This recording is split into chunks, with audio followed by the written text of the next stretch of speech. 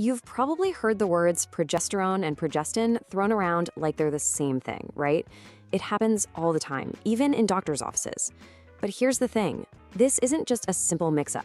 It's a huge misunderstanding that has literally fueled decades of fear around hormone therapy. So let's dive in and finally set the record straight. I mean, for years, there's been this cloud hanging over hormone therapy. Maybe you felt it too. A little bit of hesitation, a worry about the risks. And that fear, it didn't come out of nowhere. It actually tracks back to one very specific and honestly very misunderstood moment in medical history. So where did all this anxiety come from? Well, you can point to one single massive study, the Women's Health Initiative, or the WHI. When its first results came out in the early 2000s, it sent total shockwaves through the medical world and, of course, the public. Millions of women stopped their hormone therapy almost overnight. But the real story is so much more complicated than that. To really get what happened, we have to pull apart a central myth.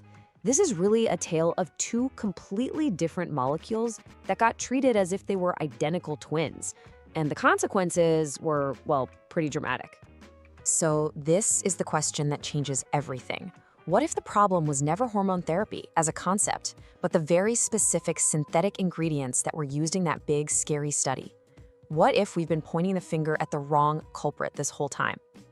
In one corner, we have natural, bioidentical progesterone. And in the other, we have a whole class of synthetic, lab-created compounds called progestins. They sound alike, I know, but chemically, they are worlds apart. We are not twins. Okay, first up, progesterone. That word bioidentical is everything here. It means this molecule is a perfect key for the lock. It's an exact structural replica of the progesterone your own body makes. And this is so important. It doesn't have any of those unwanted androgenic or masculinizing side effects. Now let's look at progestins. And this isn't just one thing. It's a whole family of synthetic drugs that were designed in a lab to act like progesterone. A really well-known one is Medroxyprogesterone acetate, or MPA. Because its chemical structure was changed on purpose, it can have very different effects in your body, including some of those androgenic ones we just mentioned. And this chart just lays it out perfectly. It couldn't be clearer. You've got micronized progesterone on one side, bioidentical, just like what's in your body. And on the other, you have a synthetic progestin like MPA, a chemical with a deliberately altered structure. And that one simple difference is the reason their effects can be so different. And this quote just hits the nail on the head. You just can't take the risks you see with a synthetic progestin and then just paste them onto bioidentical progesterone. They are not the same thing, and pretending they are is where all the trouble starts. Okay, let's tackle one of the biggest fears out there head on, blood clots. This is a huge concern for anyone even thinking about hormone therapy, and it is tied directly to this confusion between the two molecules. Let's just start with the science, because the evidence is actually really reassuring. Study after study suggests that micronized progesterone, that's the bioidentical kind, appears to be safe when it comes to the risk of blood clots. It just doesn't seem to carry that same danger. So whenever you hear those scary things about hormone therapy and blood clots, I want you to remember this, that fear is almost entirely connected to the synthetic progestins used in those older studies, like the WHI. The data on bioidentical progesterone tells a completely different and much safer story. So why on earth is everybody still so confused? Well, first, that big WHI trial used a synthetic progestin, MPA, not the bioidentical stuff. Then, to make it even worse, the warning labels on the prescriptions for progesterone and progestins are often exactly the same, word for word.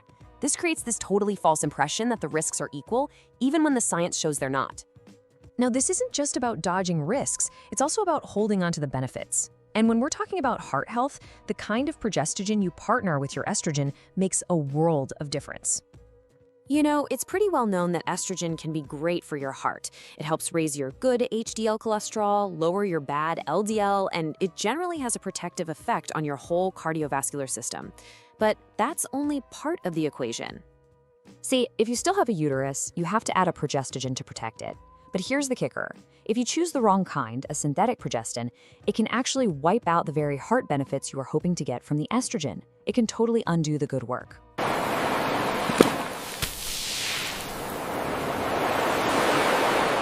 And you don't have to take my word for it.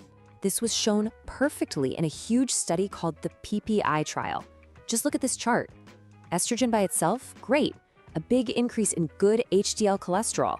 Add bioidentical progesterone to it, the benefit is still there, totally preserved. But then, look what happens when they add the synthetic progestin MPA. The benefit gets hammered. It's diminished. The synthetic partner was literally working against the estrogen.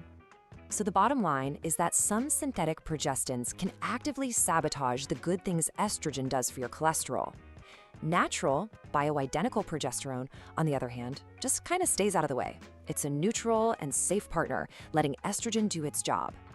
Okay, let's boil all this down to the most important takeaways. Because really, understanding this difference isn't just interesting trivia, it's genuine power over your own health.